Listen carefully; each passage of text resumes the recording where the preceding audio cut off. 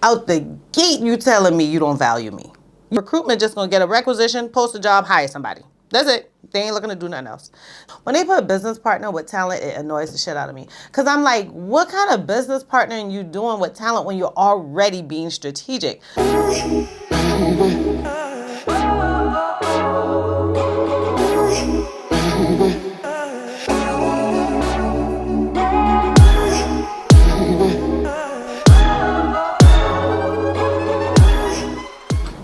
Hey y'all, this is Tamika, the face behind Heyyy HR, and I had yet another video request in the comments of a video. I'll put it here. Thank you so much for asking your question. But they wanted me to explain what is a talent acquisition business partner. I'm gonna just go ahead and be clear. Like, I'm gonna start this video as real as I can. I hate that title. I hate it. Because that title tells me that the company doesn't even know HR well, or they're just creating a title because they're trying to get a position approved, or that they're trying to make somebody do double work and pay them one salary. When I see a confusing job title like talent acquisition business partner, I don't apply, like real talk. I've looked in these job descriptions and I'll put, some screenshots here to show y'all some of these job descriptions, but I want you to look at them yourself. Like, these job descriptions will literally have two different jobs married into one. I don't like that.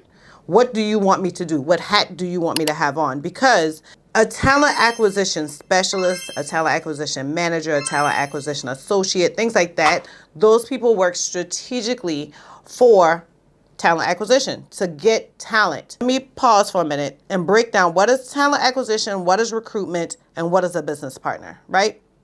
So talent acquisition is literally your strategic recruiter that's going to proactively look for roles.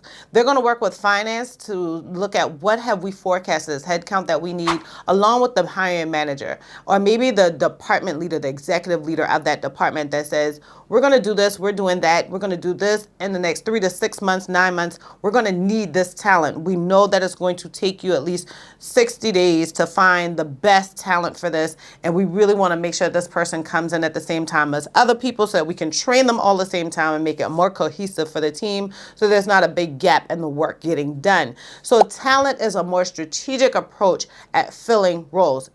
Recruitment, on the other hand, is more of a, we need a job filled because somebody just quit yesterday, or we decided we just gonna bring on some more people really quick.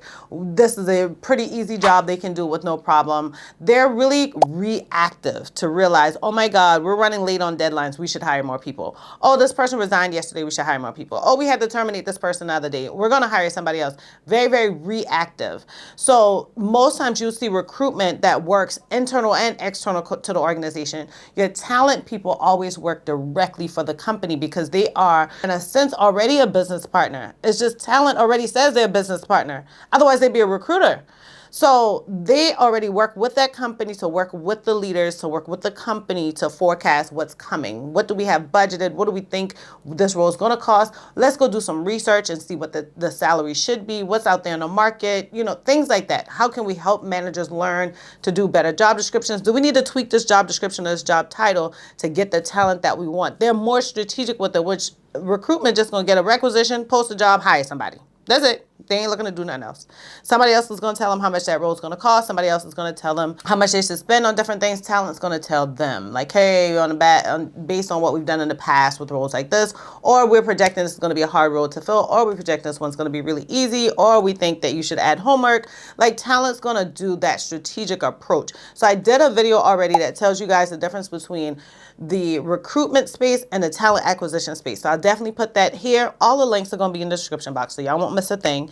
Now, the last thing is that we're going to talk about a business partner. Your business partner is just usually your human resources business partner. When they put a business partner with talent, it annoys the shit out of me. Because I'm like, what kind of business partner are you doing with talent when you're already being strategic? So your HR business partner is literally someone that's going to work with your top leaders of that department or that business unit or that vertical to tell them, hey, this is where HR can help you build your business unit better. And so they're already on a strategic atmosphere. Hey, we realize this, we're going to do this so that you can get this result. They're already strategically thinking. Talent isn't expected to do that for the entire business unit, just recruitment. So when I see job titles married together like that, I feel like you're trying to get 2 out of 1 for me. Like, y'all doing a BOGO on me. Buy one, get one free. If you want me to do talent acquisition, pay me the 6 figures for that. If you want me to be an HR business partner, pay me the 6 figures for that. And give me 2 different 6 figures. Like, multiply, double, whatever you got to do. But please don't put that all into one 6 figures, because now I'm annoyed. And now the crazy thing is, I don't feel like it is saying, Hey, I think you're a more senior employee. I feel like out the gate you telling me you don't value me. You don't value me and you don't even know me. So why would I apply for this role? I mean, if somebody is leading an HR department, please, or literally sitting in this position, and you're like, Tamika, you got it wrong, I'm here for it. Put it in the comments. I feel like I'm always learning. I'm open to understanding something better. But looking at these job descriptions when these positions are posted and looking at these salaries is just telling me what I just told you guys. So I do not like to see talent acquisition business partner. I intentionally do not apply. It reminds me of a video I did. So I did a video on outdated job titles where I was broken down like these job titles that people are still using and they shouldn't use. I'm gonna put the link to that in the description box and show y'all this video here, because that's why I was telling y'all about like HR officer. We're not a police officer. Like, we're not. So why put HR in front of that? So talent acquisition business partner should have been a title I had put in that video. Really, for real. The ones I got in that video are old and they're still being used, like personnel. But now they're coming up with new titles that are confusing the nothing out of people and making the job market even harder than it already is. Like, it just doesn't make sense to me. So I want to give you clarity, or the way that I get clarity on any role, not just this job title, but any job title that comes off a bit confusing for me. I make sure that I get clarity, and I get clarity by, one, reading that job description. I don't just go through and be like, I highlight, I underline, I Google words or define words. I literally go back and look at that company on LinkedIn and see who's doing that role and what was their past experience. Like, I really want to understand what this role is. And if I apply, first of all, and I get picked for an interview, I go hard in them questions. We interviewing each other because I want clarity as to why I'm only getting $120,000 when you asked me to do a role that costs, one role, talent acquisition, is about 120, and then your HR business partner is about 120. Both of them entry-level salaries, but you only pay me 120. No, you need to be paying me $240,000. That's what we need to be doing. You know I had to double it. Figure this out. That's not what listen. So I read that job description. I do research. I research not only that job description, but I also research the company. How many employees do they have? What's the company makeup? What's the industry? What are the experiences of majority of the talent that they've had here? So I go back and do that research too. I do it through LinkedIn. I do it through Glassdoor. I do it through their website. And then again, I'm going to ask them questions in the interview. Y'all, when your experience ain't get up to a certain level and you talking about going to a role that includes a business partner or a talent position, you're not starting your career. You're already in your career. So I didn't create EE to HR career mentoring for you guys. I created HR to HR pro career mentoring for you guys. Because at this point now, when you get seasoned into your career, that's when you should be interviewing back and forth. It's a mutual reciprocity thing. Mutual agreement, reciprocity on both ends. And so for people who are starting their career, Don't be interviewing them people because you're brand new and really don't know what you're doing. but for the people who are seasoned in their career, you looking for some place that you can stay for a while that's going to give you what you're going to give them, which is good, solid work, and they're going to give you good professional development and career planning, or work with your career plan or career trajectory. So with that, I say, this is your time to do these interviews where you're going to be graceful. Let them ask their questions. They ask you if you got any, you hitting them on it. Or you see a point in that conversation, once you make it conversational, like, then, hey, so tell me, what is this? Who does this? So when I need to do this, who do I report to? What systems do you use for this? Okay, because I want to understand if these systems together, you got me going in and out of a talent, like a applicant tracking system, and then going into the HRS system, or these all buried into one? Because now it's telling me I got more work to do. Do these systems talk to each other? Because not all the time these systems talk to each other. Now I got to make them talk, or I got to literally do data entry.